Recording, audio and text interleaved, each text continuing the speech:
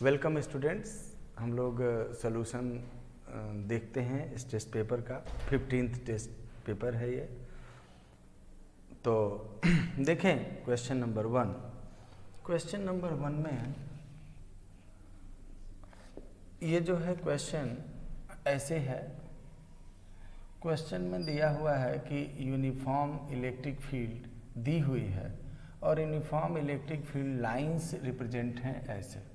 ये लाइंस हैं ऐसे जो कि 30 डिग्री एंगल पे बना रही है ऐसे, और इस तरीके से इलेक्ट्रिक फील्ड लाइंस हैं। इलेक्ट्रिक फील्ड लाइंस 30 डिग्री पे हैं ऐसे। अब क्या है, आपसे ये जो पॉइंट है, 4 पॉइंट देखिए। ए, कोई पॉइंट ए ले लिया, फिर उतनी ही दूरी पे ये बी, ये सी और ये ए, बी, सी और डी है, ठीक है ना। अब यदि हम यहाँ से इन दोनों को मिलाएं तो ये लेंथ बराबर है, तो ये एंगल 45 डिग्री है। और आपको पता है कि ये इलेक्ट्रिक फील्ड लाइन है तो उसके परपेंडिकुलर पोटेंशियल सेम होता है, ठीक। तो यदि हम इस पॉइंट ए से कंपेयर करें ऐसे, तो यहाँ से इसके परपेंडिकुलर लाइन खींचेंगे इसके, तो ये 30 है तो परपेंडिकुलर ये 60 हुआ। तो इसका मतलब कि यहाँ से 45 की बजाय 60 खींचेंगे तो ये ए से लाइन ऐसे जाएगी, बी से ऐसे जाएगी, डी से ऐसे, सी से ऐसे। तो इलेक्ट्रिक फील्ड के परपेंडिकुलर जो इलेक्ट्रिक फील्ड का जो परपेंडिकुलर है वो पोटेंशियल सेम रहता है, और in the direction of electric field potential घटता है। तो इसका मतलब ए पे सबसे ज़्यादा पोटेंशियल, फिर बी पे उसके बाद होगा, फिर डी पे और तब सी पे। तो इस तरीके से आंसर हो जाएगा बी। तो लॉजिक समझ में आ गया, ये एंगल से देख के समझना है। Question number 2। क्वेश्चन नंबर 2 बहुत ही सिंपल है। एक डायपोल इलेक्ट्रिक फील्ड में रखा है, और डायपोल जब इलेक्ट्रिक फील्ड में रखा है तो उस पे टॉर्क क्या होगा। तो आप जानते हैं टॉर्क का फॉर्मूला होता है पी साइन थीटा, है ना। तो पी साइन थीटा है, तो टॉर्क की जो अधिकतम वैल्यू होगी वो तब होगी जब थीटा 90 डिग्री होगा, है ना। तो आपसे जो है क्वेश्चन पूछ रहा है, थोड़ा सा और ध्यान से देखें तो ये इस तरीके का कर्व है। क्यों ऐसे है?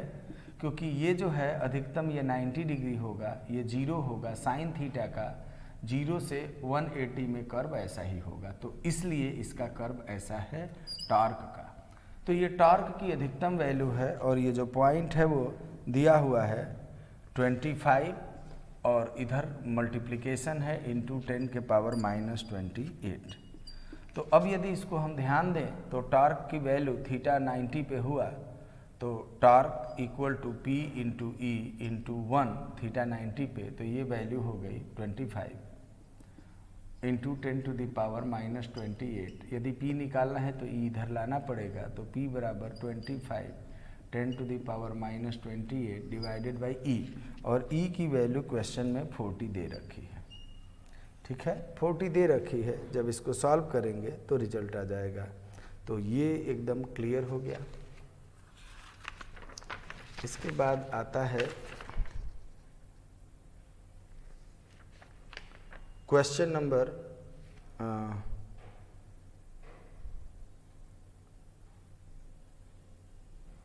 ये है 50, 25 नहीं है, सॉरी ये 50 है, मुझे लगा मैच क्यों नहीं कर रहा है। तो ये इससे कट गया, तो 1.25 इंटू 10 टू द पावर ये 50 है -28, और कूलम मीटर यूनिट हो जाएगी। Question number 3। क्वेश्चन नंबर 3 देखें। अब ये है, इसमें देखिएगा अलग अलग तरीके से लोग फॉर्मूला लिखवाते हैं। ये है आर, मुझे जो पसंद है वो ये कि ये एंगल हो गया थीटा 1 पहला, दूसरा एंगल हो गया उसी डायरेक्शन में थीटा 2। यदि नीचे रहता तो ये -θ1 मैं मानता, और उसमें यदि मैग्नेटिक फील्ड निकालनी है तो बी का फॉर्मूला μ0/4 पाई I/r sine theta 2 minus sine theta 1 है। और भी कई बार किसी और तरीके से भी लोग लिखते हैं, हम ऐसे लिखते हैं। सारी वैल्यू सब्स्टिट्यूट कर दीजिए, तो 10 टू द पावर -7 आई की जो वैल्यू है वो दे रखी है आई की वैल्यू है 100 तो 10⁻²।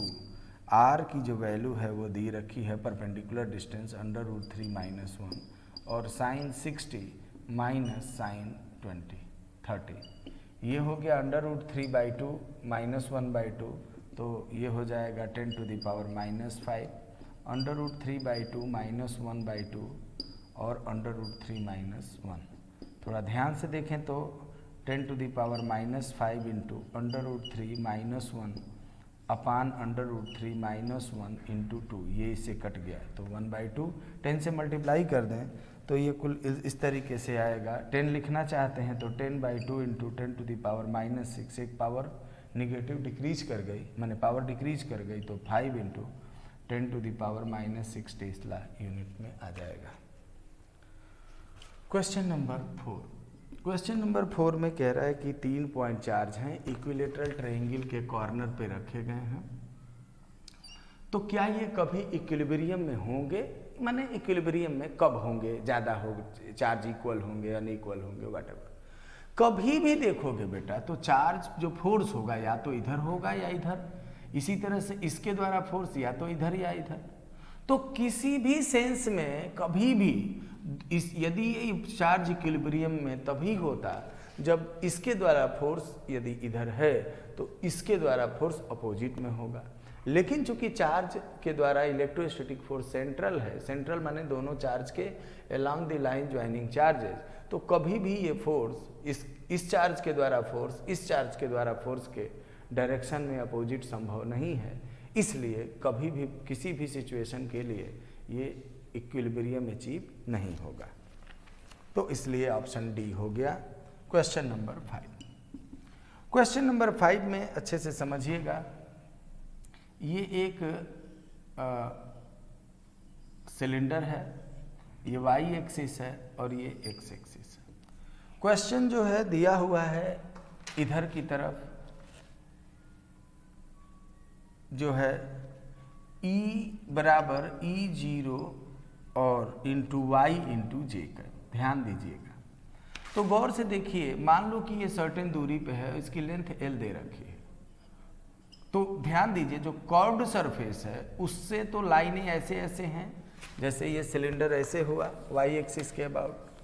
तो यदि सिलेंडर ऐसे है बेटा और इलेक्ट्रिक फील्ड इधर की तरफ है तो इसका जो सरफेस का नॉर्मल है इलेक्ट्रिक फील्ड से 90 डिग्री पे है, तो कर्व्ड सरफेस के थ्रू फ्लक्स 0 हो गया। इसकी वजह से नॉर्मल नीचे होगा लेकिन फील्ड ऊपर है तो फ्लक्स माइनस होगा, और इसकी वजह से इलेक्ट्रिक फील्ड और फ्लक्स एक ही डायरेक्शन में होंगे नॉर्मल। तो ये दोनों एक ही में हैं। इसमें ई ऊपर है और नॉर्मल नीचे है। अब ई की वैल्यू यहाँ पर है, यदि ये y0 मानते हो तो E0 y0 यहाँ पर इलेक्ट्रिक फील्ड है, और यहाँ पर इसमें E0 इंटू वाई की जो डिस्टेंस है वो L + y0 लिख सकते हैं, इसकी लेंथ L दे रखी है। तो इलेक्ट्रिक फील्ड का मैग्नीट्यूड इतना है, डायरेक्शन जैसे कह रहे हैं वैसे है। तो टोटल जो फ्लक्स है वो बराबर होता है Q इनक्लोज्ड बाई ε0, और ये बराबर हुआ E0 into L + y0 into πr², इधर वाला फ्लक्स थोड़ा मिट रहा है, वो छूट रहा है तो इधर लिख दें। तो ये जो वैल्यू है वो हो गई E0 flux equal to Q enclosed by ε0, और ये बराबर लिखना चाहें तो फ्लक्स की वैल्यू पहले लिखते हैं, तो वो वैल्यू इधर की तरफ, नॉर्मल इधर ये ऊपर है तो E0 इंटू y0 और नीचे एरिया है -πr², ऐसे फ्लक्स हुआ निगेटिव में, प्लस इधर इलेक्ट्रिक फील्ड और एरिया वेक्टर दोनों एक ही तरफ है तो E0 plus L + y0 electric field की वैल्यू इंटू πr²। सॉल्व करेंगे तो होगा E0 into L into πr², और ये बराबर Q इनक्लोज्ड बाई ε0 है। तो Q इनक्लोज इधर मल्टीप्लाई करेंगे तो रिजल्ट आ जाएगा। एकदम अच्छे से क्लियर हो गया। तो गॉस थ्योरम का इसमें प्रयोग किया गया है। ठीक है, अब आगे क्वेश्चन नंबर 6। क्वेश्चन नंबर 6 देखा जाए तो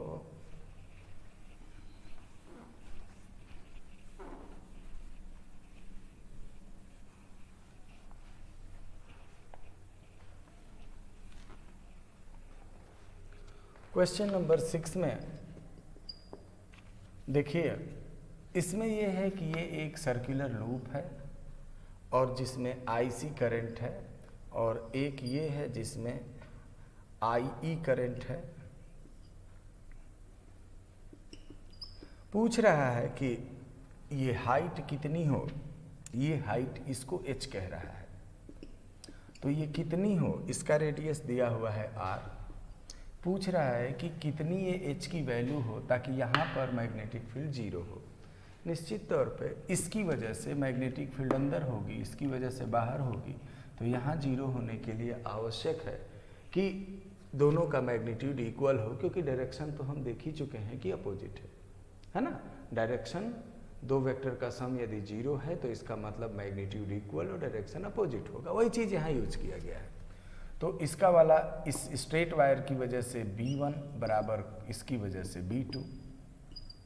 अब B1 हो जाएगा μ0/2 pi IE divided by H, क्योंकि यहाँ पे सेंटर पे निकालना है, and that is equal to μ0/2 IC by R, है ना। H निकालना है, ये इससे कट गया, 2 से ये 2 कैंसिल हो गया, H इधर ले जाएंगे तो IE इंटू R इधर आ गया, IC नीचे आया और इक्वल टू H ऊपर चला गया, पाई रह गया था इधर, तो ये रिजल्ट आ जाएगा। ठीक है, तो ये आंसर मैच कर जाएगा आपका ये।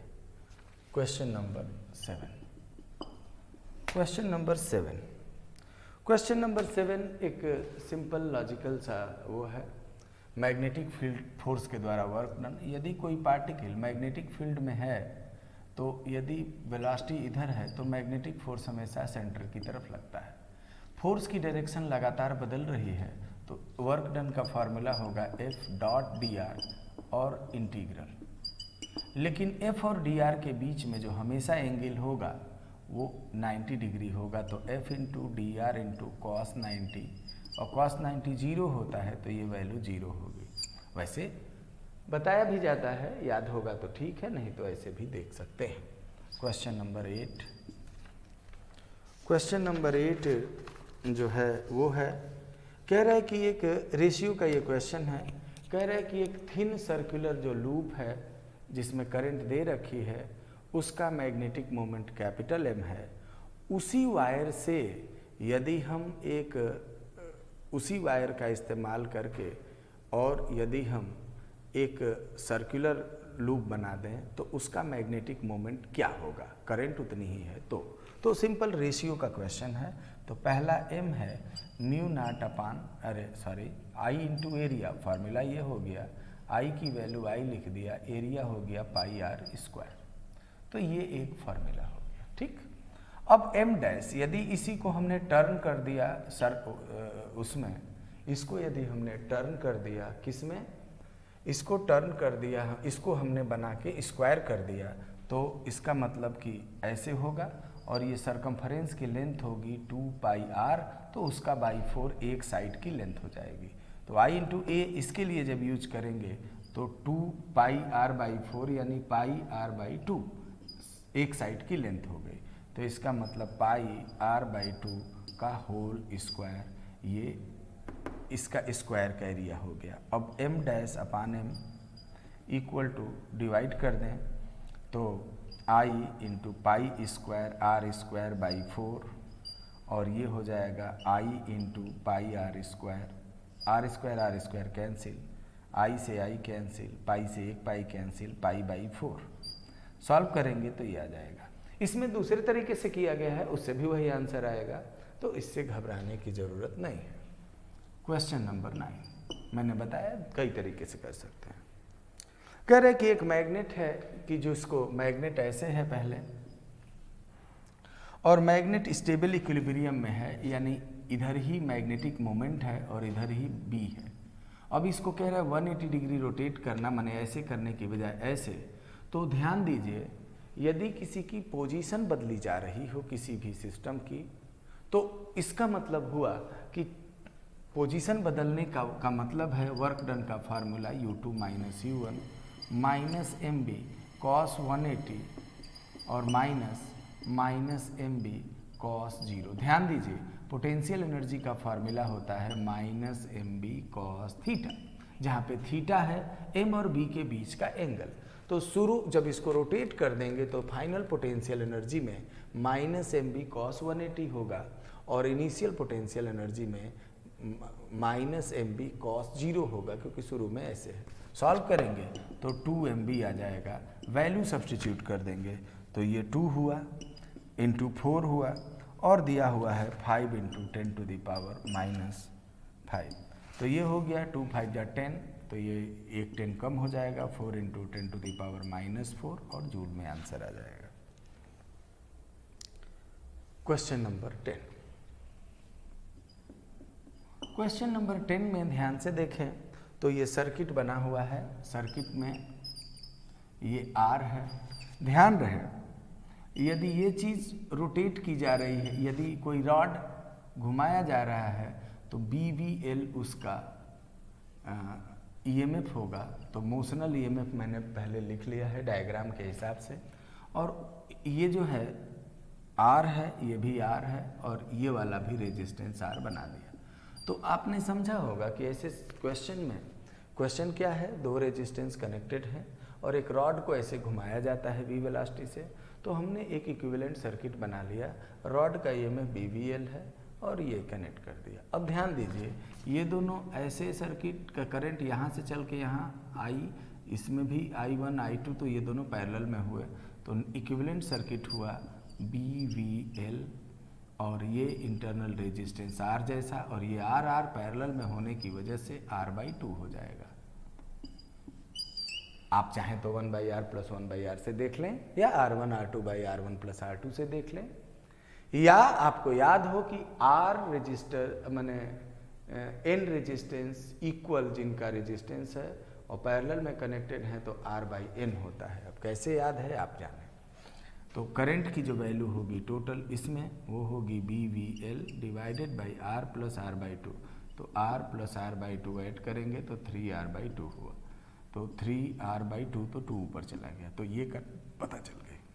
और जितनी करंट ये होगी ये इतनी उसकी आधी करंट इसमें और आधी करंट इसमें, तो इसमें जो करंट हो गई वो उसमें BVL बाई 3R और उसमें भी BVL बाई 3R।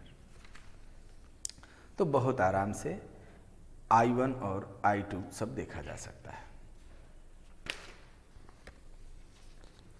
अब आते हैं क्वेश्चन नंबर 11। क्वेश्चन नंबर 11 में एक सर्कुलर लूप है और सर्कुलर लूप की जो रेडियस है वो बढ़ रही है। कैसे बढ़ रही है उधर की तरफ मत सोचिए, मान लीजिए कोई मैकेनिकल तरीका होगा जिसकी वजह से खींच खाच के कोई बढ़ा रहा होगा, तो कैसे बढ़ रही है ये दिमाग मत लगाइए। तो ये सर्कुलर ये है रेडियस R है किसी पर्टिकुलर टाइम पे और ये रेडियस बढ़ रहा है। फॉर्मूला दिया हुआ है R का, किसी टाइम पे R0 + t²। क्वेश्चन में आपसे पूछा जा रहा है कि कितना EMF इंड्यूस होगा। तो ध्यान दीजिए EMF फैराडे लॉ से EMF इंड्यूस होता है जब फ्लक्स चेंज हो, और ध्यान दीजिए कि जब लूप का एरिया बढ़ेगा तो फ्लक्स होता है B × area × cos theta. cos theta यहाँ पे ध्यान दीजिए कि ये नॉर्मल ये है तो नॉर्मल ऐसे होगा, तो फ्लक्स की जो वैल्यू है वो हो जाएगी B × A × cos 0 यानी 1, तो B की वैल्यू हो गई B × πr², ये फ्लक्स हुआ।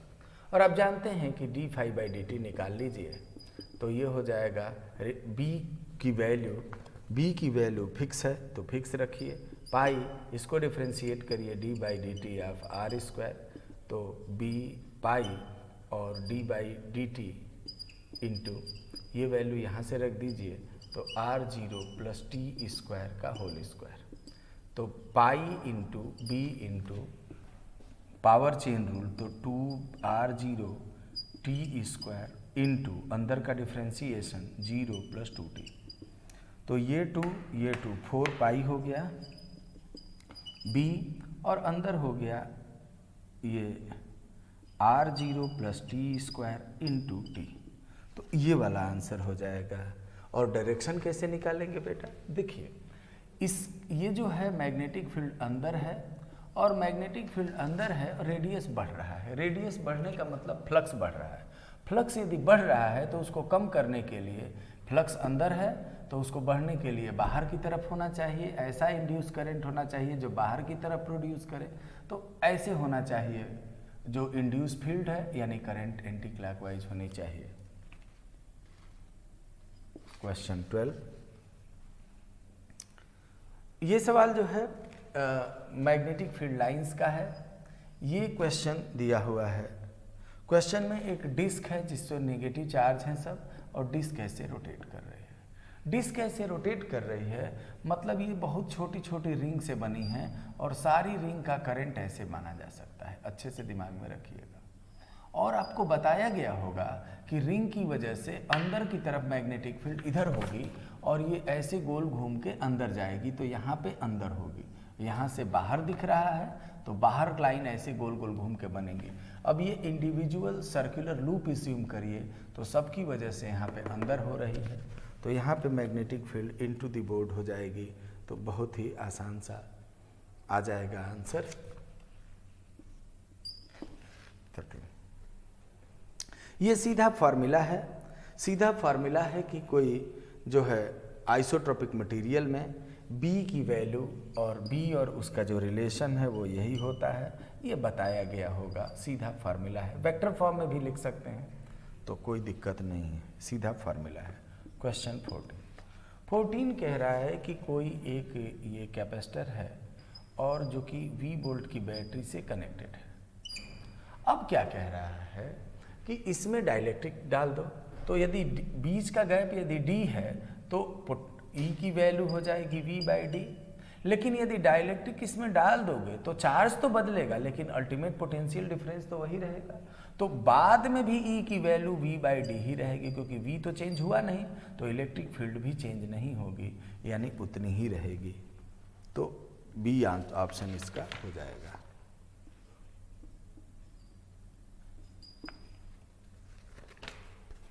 देखिए, ये कह रहा है कि एक थिन मेटल शीट में ये एक कैपेसिटर है और इसमें बहुत पतली थिन शीट डाल दी गई है। आप जानते हैं फॉर्मूला होता है C का, मेटल प्लेट डालने पे ε0A/d - T जहाँ पे थिकनेस है मेटल शीट की, यदि T टेंड्स टू 0 है तो कैपेसिटेंस उतना ही रह जाएगा जितना पहले है, तो इसलिए आंसर वही रहेगा C। अब देखें आगे, क्वेश्चन नंबर 16 में कह रहा है कि इंटरनल रेजिस्टेंस बैटरी का दिया हुआ है। यदि करंट दी हुई हो तो वोल्टेज बताना है।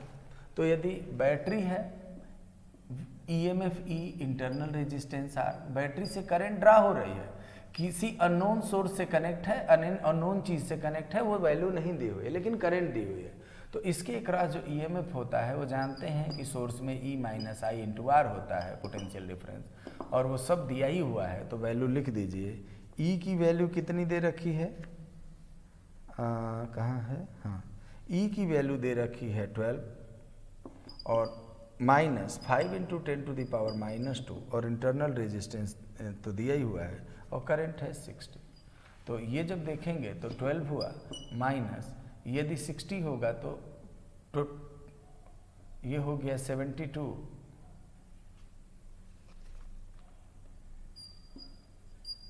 है ना, और ये हो गया 72, अरे सॉरी 5 6 6 जा हो गया 30, और एक जीरो और है और 10⁻⁻², तो ये इससे 2 जीरो कट गया तो 12 - 3 यानी 9 वोल्ट आ जाएगा। तो ये बहुत आराम से आप बता सकते हैं। क्वेश्चन नंबर 17 कह रहा है कि एक इमेज जो है कितनी होगी, इमेज की हाइट कितनी होगी। क्वेश्चन ये है, कॉन्वेक्स मिरर है, कॉन्वेक्स मिरर की जो है, कॉन्वेक्स मिरर का रेडियस ऑफ कर्वेचर दिया हुआ है 40 सेंटीमीटर, और कोई ये कह रहा है कि 20 सेंटीमीटर दूरी पे एक ऑब्जेक्ट रखा हुआ है 20 पे। तो 20 पे रखेंगे तो इमेज कहाँ बनेगी, इससे f की वैल्यू 20 आ जाएगी, वो भी इधर ही, तो प्लस में, इधर प्लस आता है तो फॉर्मूला यूज करें 1/v equal to 1/f minus 1/u। तो सॉल्व कर लें v की वैल्यू, तो ये v की वैल्यू क्या होगी 1/20 माइनस 1, और ये भी 20 है, निगेटिव होगा तो -20, तो 22, तो 1/10, तो v आ गया 10, वो भी प्लस में।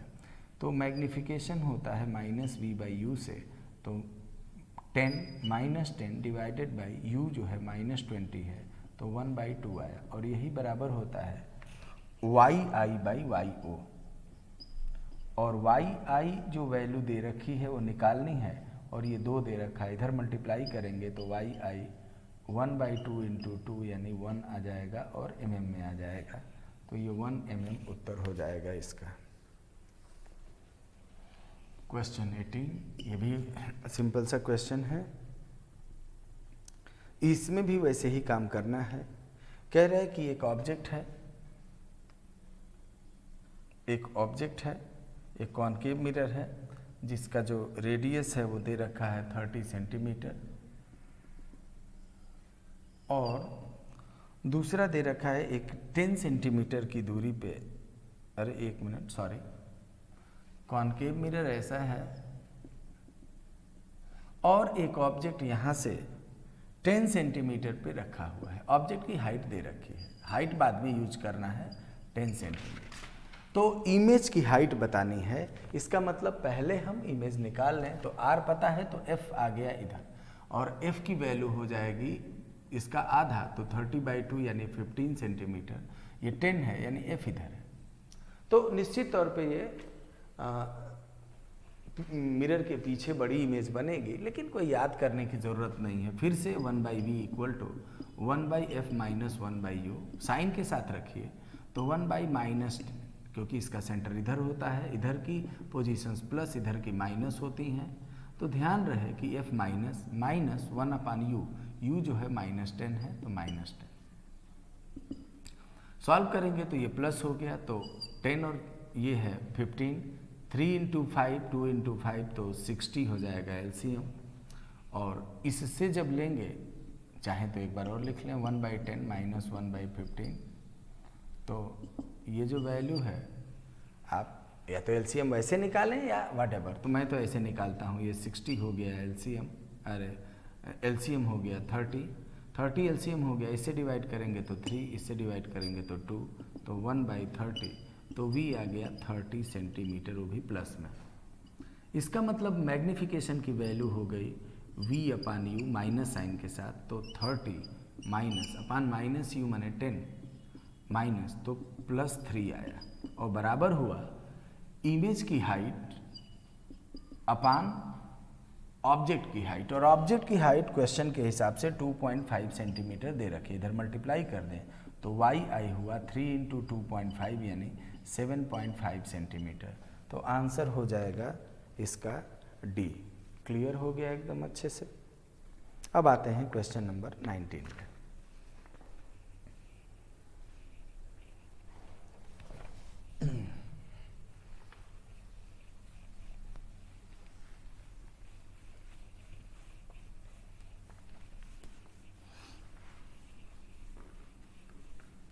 क्वेश्चन नंबर 19 जो है, क्वेश्चन नंबर 19 में दिया हुआ है एक कॉन्वेक्स मिरर है, और तो मिरर बना लेने से थोड़ा और जल्दी होता है क्वेश्चन और सही दिखता है। 30 सेंटीमीटर है, इसका सेंटर इधर है, तो फोकल लेंथ प्लस में होगी, और ऑब्जेक्ट रखा हुआ है। कह रहा है कि एक इमेज जो है तो कुछ कहीं पे रखा होगा, है ना, और इसकी इमेज 1/4 बन रही है, ध्यान दीजिएगा, समझ में आया? तो ध्यान दीजिए कि यदि 1/4 बन रही है, तो यदि ये दूरी x है तो ये दूरी 4x होनी चाहिए, अच्छे से समझ में आना चाहिए, अच्छे से क्लियर हो गया। क्योंकि यदि v जो है, जो इमेज की साइज है, वो इमेज की साइज यहाँ देखिए yi/yo, वो v/u पर डिपेंड करता है, केवल डिस्टेंस देखिए, तो यदि ये जो है x डिस्टेंस होगी तो ये 4x होगी, तभी जा कर के ये जो है 1/4 साइज की इमेज बनेगी। अब अकॉर्डिंग टू द प्रॉब्लम ये देख लीजिए कैसे होगा, x निकाल लीजिए। तो इसका मतलब क्या है, 1/u plus 1/v equal to 1/f। ये वैल्यू में 1/-4x लिखेंगे क्योंकि पोजीशन माइनस में है, पोजीशन भी साइन के साथ रखेंगे। इमेज 1/x प्लस है तो प्लस साइन के साथ रखेंगे, इक्वल टू 1/30। सॉल्व करेंगे तो x आ जाएगा 30 सेंटीमीटर। अरे x आ जाएगा, सॉल्व कर लें इसको तो एलसीएम हो गया 4x हुआ तो ये -1 हुआ प्लस ये 4 हुआ और इक्वल टू 1/30। ध्यान दीजिए तो ये इधर आया तो 4x आ गया एक्चुअली में 90। तो 4x ही निकालना भी है क्योंकि ऑब्जेक्ट की डिस्टेंस निकालनी है, तो 4x 90 आ गया। x निकालने का कोई बेनिफिट है ही नहीं। अब 90 आ गया तो 90 सेंटीमीटर पे ऑब्जेक्ट रखेंगे तो ऐसा होगा जैसा क्वेश्चन में कहा गया है।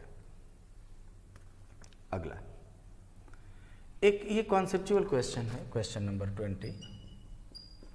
कह रहा है कि प्लेन मिरर जो है, एक आदमी अपनी वर्चुअल इमेज देखता है मिरर में जो कि चेहरे से काफ़ी पास में है, और जैसे ही वो मिरर से दूर अपना चेहरा ले जाता है तो उसकी इमेज बड़ी होती है, इन्वर्ट हो जाती है। और आप जानते हैं कि इन्वर्ट इमेज मिरर के सामने रखने पर वो केवल और केवल कॉनकेव मिरर बनाता है। बस आपको याद दिला दूँ, फोकस और इसके बीच में यदि आदमी रहता है, माने उसका चेहरा रहता है, तो उसके बाद वर्चुअल इमेज बनेगी। लेकिन यदि इधर आया तो जो है सिर नीचे और जो है ये ठुड्डी ऊपर और बाल नीचे हो जाएगा, इन्वर्टेड हो जाएगी। क्वेश्चन नंबर 21 बहुत ही सिंपल सा सवाल है। ये कह रहा है कि एक कंडेंसर है जिसका पोटेंशियल दिया हुआ है, यदि रेजिस्टेंस से कनेक्ट कर दें तो कितना एनर्जी लॉस होगी या कितना हीट प्रोड्यूस होगी। तो जो जितनी कैपेसिटर में एनर्जी है उतनी ही हीट प्रोड्यूस होगी, तो हाफ CV² से कर लेंगे। तो हाफ इंटू C की वैल्यू 4 इंटू 10⁻⁻6 इंटू 400 का स्क्वायर। तो सिंपल सा क्वेश्चन, ये सॉल्व करेंगे 0.32 जूल आ जाएगा। क्वेश्चन ये क्या है, देखिए ध्यान से। क्वेश्चन में ये है कि ये एक करंट सोर्स है, माने कुछ भी करके करंट को फिक्स कर दिया गया है I, और ये एक रॉड है, ग्रेविटी वगैरह नहीं वैसे देखना है, ये हॉरिजॉन्टल मान लें, फ्रिक्शनलेस मान लें, ठीक ना। हॉरिजॉन्टल रेल्स हैं, ऐसे मैग्नेटिक फील्ड बाहर की तरफ है। तो गौर से देखिएगा, करंट इसमें ऐसे फ्लो करेगी। कैसे सिस्टम है कि सिस्टम ऐसे है, ये मतलब ऐसे बना हुआ है, यहाँ करंट सोर्स है, ये ऐसे मूव कर रहा है, तो mg नॉर्मल बैलेंस होगा, उसको छोड़ दीजिए। तो यदि इसमें करंट I फ्लो कर रही है तो करंट और ये B, तो इसके हिसाब से ILB फोर्स इधर लगेगा। करंट फिक्स है तो फोर्स भी कांस्टेंट होगा, तो फोर्स हो गया ILB। और पूछ रहा है इसकी रॉड की वेलोसिटी t टाइम पे क्या होगी, t की वैल्यू दे रखी है। तो प्लान क्या है, प्लान ये है कि एक्सेलरेशन निकाल लें तो ILB/m आ जाएगा, और वेलोसिटी होगी u + at फार्मूला यूज कर देंगे क्योंकि यूनिफॉर्म मोशन है, तो 0 + ILB/m × t।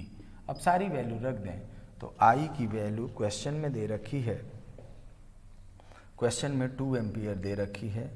L की जो वैल्यू है वो लेंथ 10 सेंटीमीटर है तो 0.1। B की जो वैल्यू है क्वेश्चन के हिसाब से 5 मिली टेस्ला तो 10⁻³ T की वैल्यू 10 सेकेंड और मास 50 ग्राम है तो 50 × 10⁻³ देखिए ये इससे कट गया, ये इससे कट गया, ठीक है। ये वाला 1 0 इससे कट गया, 5 से कट गया, तो ये 0.2 आया। 0.2 मीटर पर सेकेंड आया, यानी सेंटीमीटर में 20 सेंटीमीटर पर सेकेंड आ जाएगा। क्वेश्चन 23 ध्यान दें, ये है A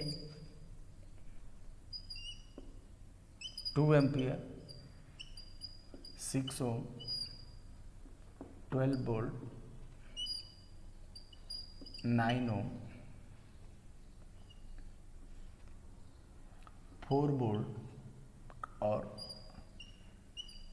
5 ओम बी। ए से यदि VA माइनस VB निकालना है तो B से A की तरफ बढ़िए।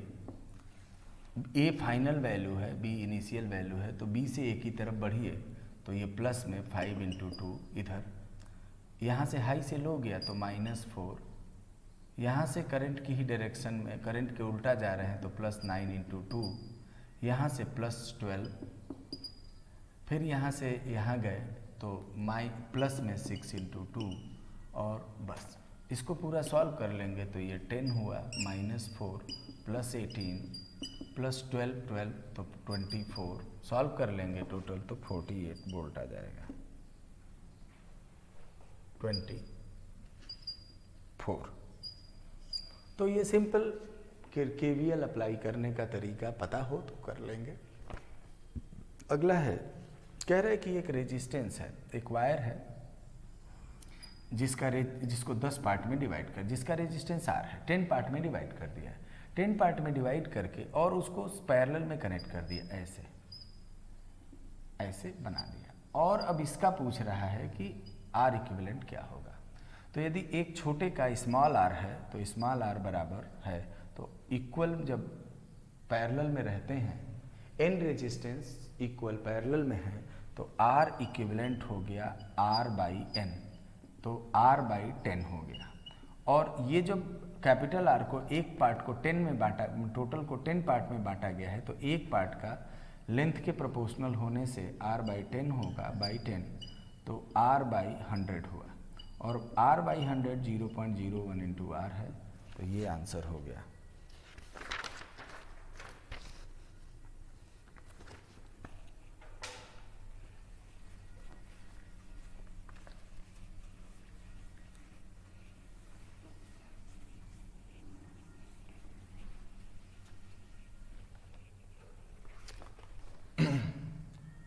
क्वेश्चन नंबर 25, ये है 4 ओम,